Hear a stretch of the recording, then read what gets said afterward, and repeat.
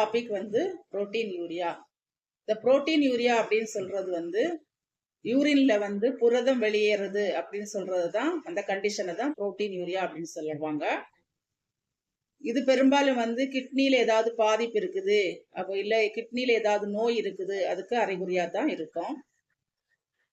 இது வந்து எந்த பேஷண்ட்டுங்க வந்து என்ன மாதிரி உள்ள சிம்டம்ஸ்ல இருப்பாங்க அப்படின்னு பாத்தீங்கன்னா, அவங்களுக்கு வந்து நாளுக்கு நாள் எடை வந்து குறைஞ்சிட்டே இருப்பாங்க. யூரின் போகும்போது காலையில எழும்பி யூரின் போனா அவங்களுக்கு வந்து நுரையா வந்துட்டு இருக்கும்.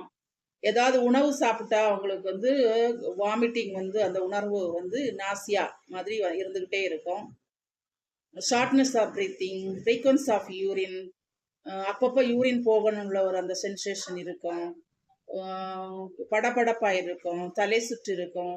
இந்த மாதிரிப்பட்ட கண்டிஷன் எல்லாம் சிம்டம்ஸா இருக்கும். இது வந்து பெரும்பாலும் வந்து சுகர் பேஷண்ட்டுங்க அப்படின்னா, அதாவது சர்க்கரை நோயாளிகள், பிபி பேஷண்ட்டுங்களுக்கு வந்து நாள்பட்ட நிலையில இருக்கும் உங்களுக்கு வந்து தான் இந்த புரோட்டீன் யூரியா அதிகமாக உங்களுக்கு வரும்.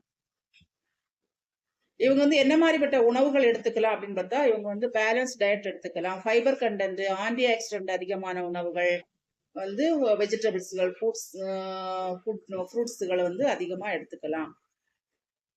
முக்கியமாக வந்து இவங்க வந்து தவிர்க்க வேண்டிய உணவுகள்னு பார்த்தீங்கன்னா, அசைவ உணவுகள் வந்து முக்கியமாக தவிர்க்கணும். உப்பு வந்து குறைச்சிக்கணும். ஜங்க் ஃபுட்டுகள், ஹோட்டல் ஃபுட்டு, ப்ரிசர்வேட்டிவ் உணவுகள் எல்லாம் வந்து தவிர்க்கணும்.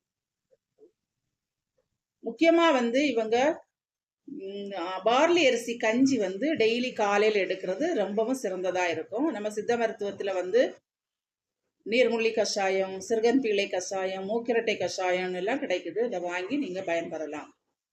இந்த பயனுள்ள தகவல் உங்களுக்கு பிடிச்சது அப்படின்னா எங்கள் பேஜை நீங்கள் ஃபாலோ பண்ணுங்கள். நன்றி.